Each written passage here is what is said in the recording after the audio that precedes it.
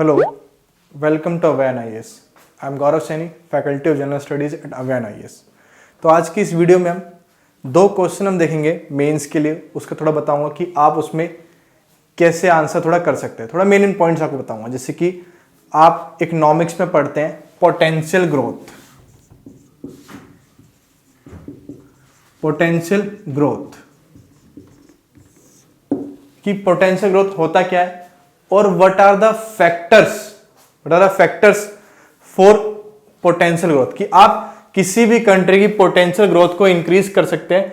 क्या क्या फैक्टर्स होते हैं इसमें, कौन कौन से फैक्टर्स हैं जिनको आपको इंक्रीज करना, जिनको आपको ठीक करना होगा, इंप्रूव करना होगा और आप पोटेंशियल ग्रोथ को इंक्रीज कर सकते हैं। सबसे पहले मैं आपको बताऊंगा कि पोटेंशियल ग्रोथ होता क्या है आपका। देखिए पोटेंशियल ग्रोथ क्या होता है आपका, ये जो पोटेंशियल जीडीपी, पोटेंशियल ग्रोथ होता है क्या आपका, ये पोटेंशियल जीडीपी होता है real value of goods and services, real value of goods and services, real value of goods and services that can be produced when a country's factors of production are fully employed. There are 4 factors of production, आपको पता है भाई, land, labour, capital and entrepreneur. जब ये चारों factors of production fully employed हो, means जितने भी आपके फैक्टर, सारे रिसोर्सेज आप यूज कर रहे हो, सारी लेबर आप यूज कर रहे हो, सारी कैपिटल आप यूज कर रहे हो, और ये सारे फुली एम्प्लॉयड के बाद आप कितना real value of goods and services आप प्रोड्यूस कर सकते हो। मतलब कितना आप maximum sustainable level of output एक इकोनॉमी प्रोड्यूस कर सकती है जब ये चारों factors of production fully employed हो। मींस कितने परसेंट से जीडीपी इंक्रीज कर सकती है। तो जैसे इकोनॉमिक सर्वे 2015-16 ने क्या बोला था कि इंडिया का ग्रोथ पोटेंशियल क्या है, 8% से 10% का है। मतलब इसी के बीच में 8 से 10% तक ही इंडिया जो है ग्रोथ को सस्टेन कर सकता है, क्योंकि इतना ही पोटेंशियल है। यानी कि इसका मतलब अगर आपको 11%, 12%, 13% से ग्रो करना है, जीडीपी होना चाहिए, so it means you first क्या होना चाहिए, आपका ग्रोथ पोटेंशियल इंक्रीज होना चाहिए। पोटेंशियल ग्रोथ आपकी इंक्रीज होनी चाहिए। अगर आप पोटेंशियल ग्रोथ आप इंक्रीज करेंगे तो ही आप जीडीपी को 11%, 12%, 13% पे सस्टेन कर सकते हैं, क्योंकि 10% से ऊपर जाएगा तो उसका नेगेटिव इंपैक्ट होगा, ग्रोथ डिक्रीज होना स्टार्ट। क्यों? क्योंकि पोटेंशियल ही नहीं है, पोटेंशियल ही नहीं है।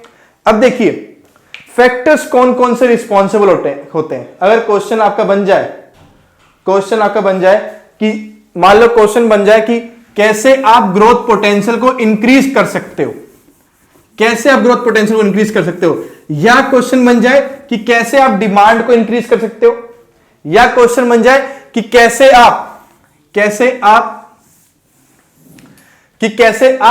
डिमांड पे और कैसे आप इन्वेस्टमेंट या कैपिटल फॉर्मेशन इंक्रीज कर सकते हो, या कैसे आप जीडीपी इंक्रीज कर सकते हो।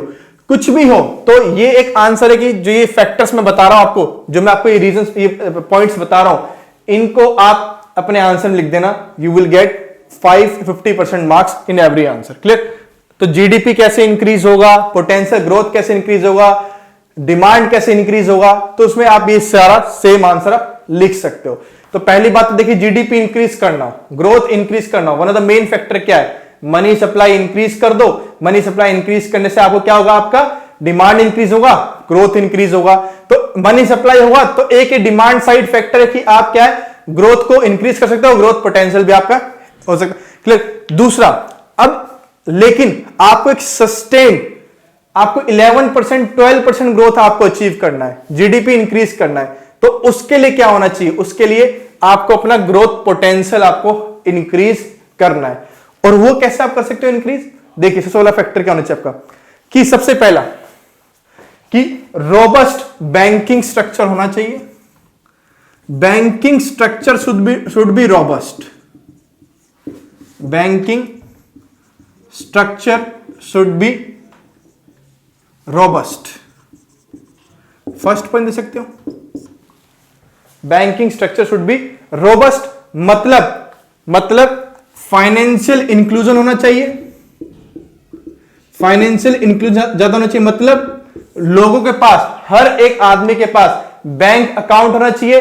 देश के अंदर आदमी जो भी सिटीजन है उसके पास फाइनेंशियल सर्विस बैंकिंग फैसिलिटी वो अवेल करे, अकाउंट हो, उसको इजीली क्रेडिट मिल रहा हो, ठीक है। तो जब उसको अकाउंट होगा, उसका बैंकिंग फैसिलिटी वो यूज करेगा, तो इसका मतलब क्या है, इसका मतलब क्या है आपका, जब फाइनेंशियल इंक्लूजन ज्यादा होगा तो इट मींस बैंक्स के पास पैसा होगा, बैंक्स के पास पैसा होगा तो बैंक लोन दे पाएगा, जब बैंक लोन देगा तो उस लोन को बिजनेसमैन या गवर्नमेंट उसको इन्वेस्ट करेगा, इन्वेस्ट करके क्या होगा, कैपिटल फॉर्मेशन होगा, तो आपका इंफ्रास्ट्रक्चर इंक्रीज होगा, इंफ्रास्ट्रक्चर इंक्रीज होगा तो उससे क्या होगा, आपका ग्रोथ पोटेंशियल इंक्रीज होगा। दूसरा, एक्सेस टू क्रेडिट होना चाहिए, क्रेडिट एक्सेस होना चाहिए, इजीली क्रेडिट एक्सेस होना चाहिए। मींस आप लोन लेने जाओ, अगर आपके पेपर वर्क पूरा है तो आपको लोन इजीली मिलना चाहिए ना, तभी तो आप उसे इन्वेस्ट करेंगे, तभी तो आप कोई बिजनेस आप खोल सकते हैं, आप तभी तो बिजनेस आप ओपन कर सकते हैं। दूसरा, एनेबलिंग रेगुलेटरी पॉलिसी,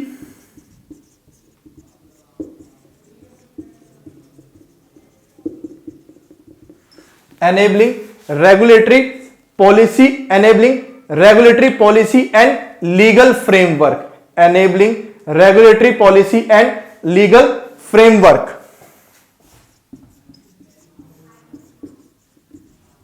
देखिए इसमें आप क्या पॉइंट लिख सकते हैं, इसमें क्या पॉइंट लिख सकते हैं भाई, देखिए जो भी आप मींस इंडिपेंडेंट रेगुलेटर्स लेके आइए जो रेगुलेट करें, जैसे सेबी हो गया, रेगुलेट करता है शेयर मार्केट को, so there should be independent regulators.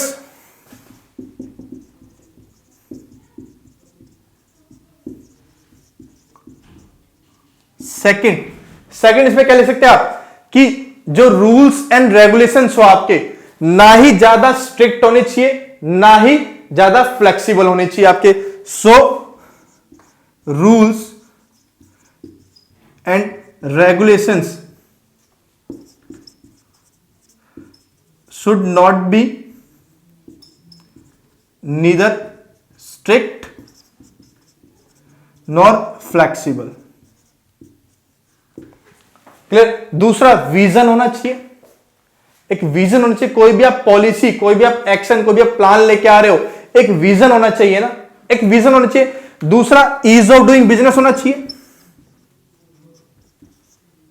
Means जब आप कि एक फैसिलिटेटिव एनवायरनमेंट प्रोवाइड करोगे, सिंगल विंडो क्लियरेंस आप दोगे, ठीक है, तभी तो आप ईज ऑफ डूइंग बिजनेस दोगे। मतलब आपको मान लीजिए कोई भी एक बिजनेस, एक कंपनी स्टार्ट करनी है और उस कंपनी को स्टार्ट करने के लिए आपको 15-20 फॉर्म भरने पड़ रहे हैं, 15-20 ऑफिस से चक्कर काटने पड़ रहे हैं, तो आप कंपनी स्टार्ट करने से पहले 100 बार सोचोगे आप, तो इसका मतलब क्या, ईज ऑफ डूइंग बिजनेस नहीं है, तो ईज ऑफ डूइंग बिजनेस होना चाहिए। Ease of doing business entry पे भी होना चाहिए, मतलब जब आप बिजनेस ओपन करने जा रहे हो तब भी, और एग्जिट पे भी होना चाहिए, मींस जब मान लीजिए कल को आपकी कंपनी लॉस हो जाए तो ऐसा होना चाहिए कि आप इजीली अपने कंपनी के एसेट्स बेच सके, उनको लिक्विडेट कर सके और कैश लेके वापस जा सके, तो आप इजीली बंद भी कर सके। ऐसा ना हो ना कि आपका बिजनेस लॉस हो गया और आप कल को कंपनी बंद करने जा रहे हो, अपने एसेट्स को लिक्विडेट करने चाह रहे हो, तो ऐसा नहीं होना चाहिए ना, ऐसा नहीं होना चाहिए कि आप उसे बेच ना पाओ, कोर्ट स्टे लगा दे, कुछ भी प्रॉब्लम आ जाए। तो ईज ऑफ डूइंग बिजनेस आपका होना चाहिए, एंट्री लेवल पे भी और एग्जिट लेवल पे भी आपका ईज ऑफ डूइंग बिजनेस आपका होना चाहिए। क्लियर। नेक्स्ट,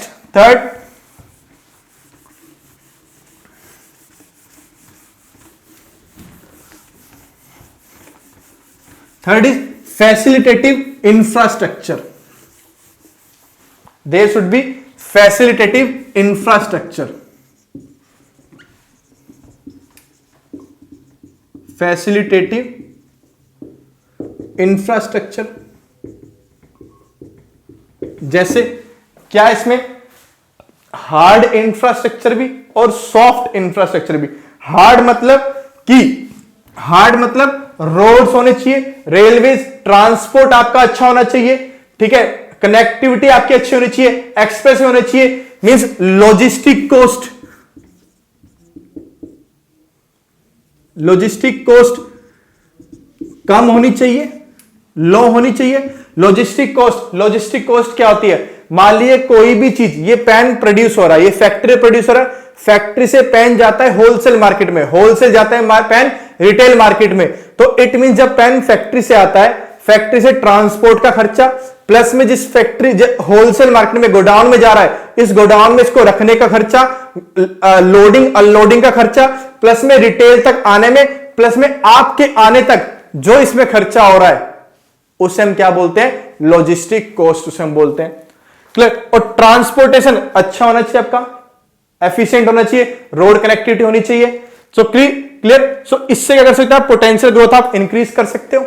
मींस कनेक्टिविटी है नहीं, आप कोई चीज दिल्ली में प्रोड्यूस कर रहे हो बट आप उसे हिमालयन स्टेट में पहुंचा नहीं पा रहे हो, तो इट मींस रोड कनेक्टिविटी वजह से नॉर्थ ईस्ट में पहुंचा नहीं पा रहे हो, तो इसका मतलब क्या है? ग्रोथ पोटेंशियल इंक्रीज होगा? नहीं होगा आपका। सो फैसिलिटेटिव इंफ्रास्ट्रक्चर होना चाहिए, प्लस में सॉफ्ट भी। ये तो हो गया हार्ड आपका। हार्ड में क्या आ गया? Road, railway, transport, logistic cost, और आपका सॉफ्ट भी होना चाहिए आपका। सॉफ्ट में क्या आ गया आपका? स्किल्ड लेबर होनी चाहिए, स्किल्ड लेबर, स्किल्स आपको होनी चाहिए, प्लस में एडुकेशन होनी चाहिए आपको, स्किल्ड और एडुकेशन। क्लियर? नेक्स्ट आ गया आपका, next fourth is supply chain should be efficient. Supply chain should be efficient.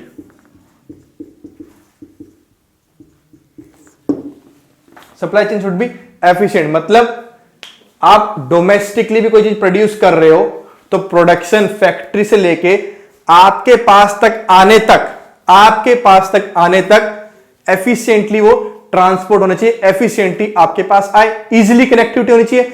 या आप कुछ भी एक्सपोर्ट कर रहे हो तो इजीली आप उसे एक्सपोर्ट कर पाओ। तो सप्लाई चेन क्या हो गई? सप्लाई चेन यही तो गई, कोई चीज प्रोड्यूस होती है, फिर वो होलसेल मार्केट जाती है, फिर वो रिटेल में आती है, या आप प्रोड्यूस करके आप उसे एक्सपोर्ट कर रहे हो, तो ये तो डोमेस्टिकली हो गया, और ये आप एक्सपोर्ट कर दिया आपने, या आपने एक्सपोर्ट कर दिया। Clear? So supply chain should be efficient export में भी और आपका डोमेस्टिकली भी। नेक्स्ट है आपका एक्सेस टू इनपुट्स, और क्या लिख सकते हो?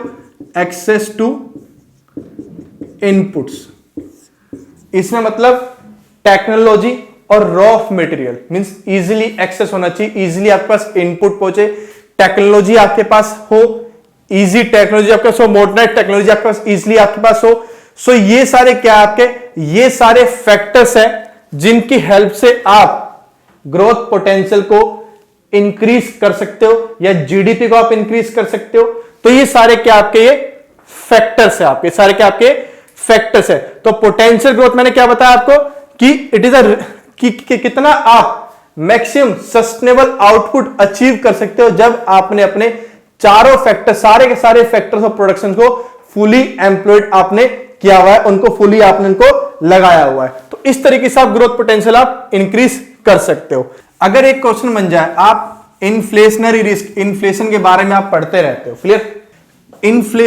इन्फ्लेशनरी रिस्क को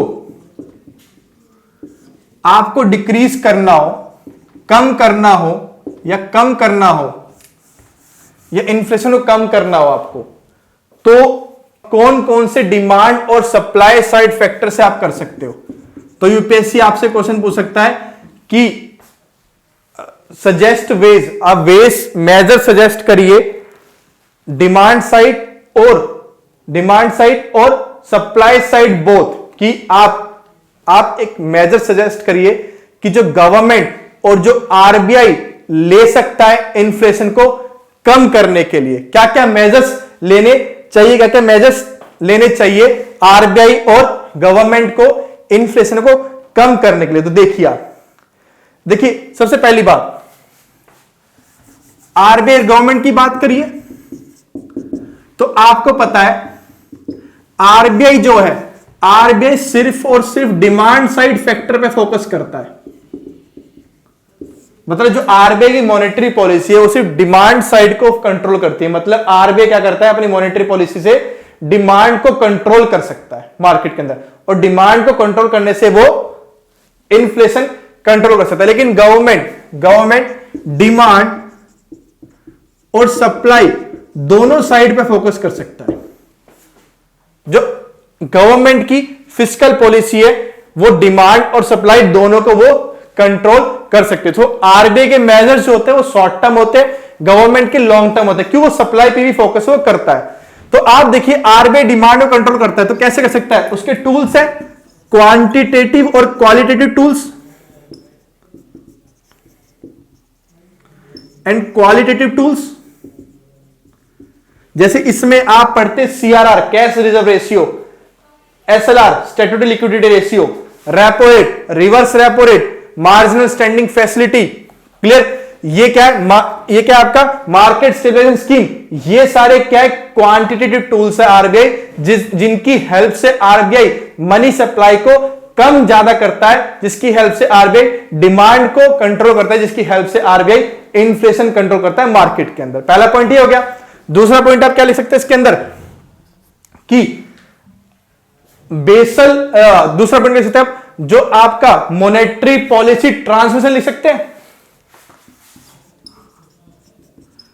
मॉनेटरी पॉलिसी या मॉनेटरी ट्रांसमिशन लिख सकते हैं। मॉनेटरी पॉलिसी ट्रांसमिशन मींस ये क्या होता है? मान लीजिए आरबीआई, अगर आरबीआई रेपो रेट को कम कर रहा है या आरबीआई रेपो रेट इंक्रीज कर रहा है। आरबीआई रेपो रेट क्यों इंक्रीज करेगा?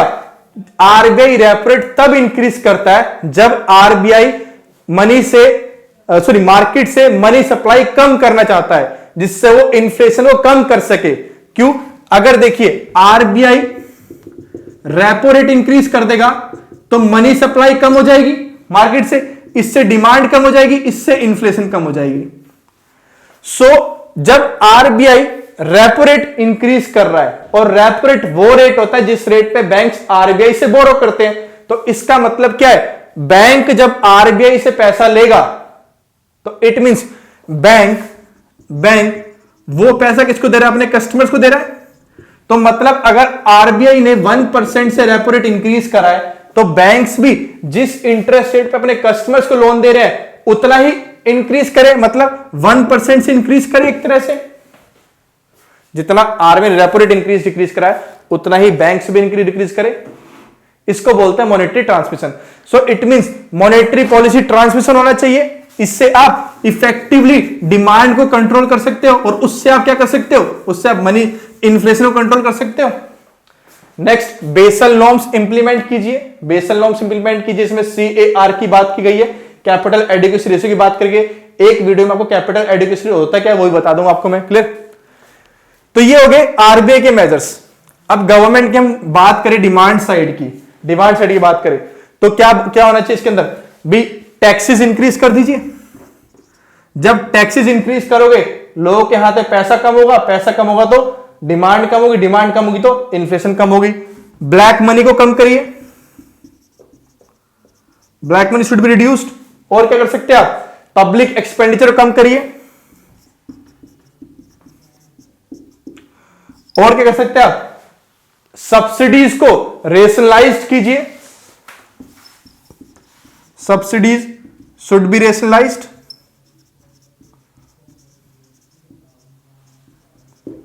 ये सब लिख सकते हैं इसके अंदर आप, सब्सिडीज को रेशनलाइज कीजिए। अब आप सप्लाई की बात करें, सप्लाई में कैसे कर सकते हैं आप? सप्लाई से कैसे आप डिमांड कंट्रोल कर सकते हैं? सप्लाई से कैसे आप इन्फ्लेशन कंट्रोल कर सकते हैं? पहली बात भाई, इनडायरेक्ट टैक्सेस कम कर दीजिए। जब इनडायरेक्ट टैक्सेस कम होंगे तो चीजों का रेट कम हो जाएगा ना, इनडायरेक्ट टैक्सेस डिक्रीज कर दीजिए आप। दूसरा, जो भी स्ट्रक्चरल बोटलनेक है, मतलब जो lack of infrastructure, lack of transport connectivity, उसको आप कम करिए, उसको इंप्रूव करिए, उसको आप कम करिए। क्लियर? दूसरा, पॉलिसी पैरालिसिस, जो इंप्लीमेंटेशन पैरालिसिस है उसको आप कम करिए। ठीक है? फिस्कल डेफिसिट टारगेट अचीव करिए अपना। क्लियर? और क्या? इंपोर्ट एक्सपोर्ट पॉलिसी लेके आइए, जो इफेक्टिव पॉलिसी होनी चाहिए आपकी। ब्लैक मार्केटिंग, होर्डिंग, कार्टेलाइजेशन, ये सारा काम होना चाहिए आपका। दूसरा, जो भी गवर्नमेंट अपने पब्लिक प्रोग्राम्स लेके आ रही है तो उसकी एफिशिएंसी को इंक्रीज करिए। जैसे कि पब्लिक डिस्ट्रीब्यूशन सिस्टम हो गया, उसकी एफिशिएंसी आप इंक्रीज करिए, डायरेक्ट बेनिफिट ट्रांसफर कीजिए। So an number of things you can write in the supply chain. So through these factors, through these measures, RBI and government can control the inflation in the economy. Clear? So ये हो गया। Next video में और ऐसे questions हम लेके आएंगे, हम डिस्कस करेंगे। ठीक है, कोई भी डाउट हो कमेंट करेगा, सॉल्व करेंगे नेक्स्ट वीडियो में। Thank you.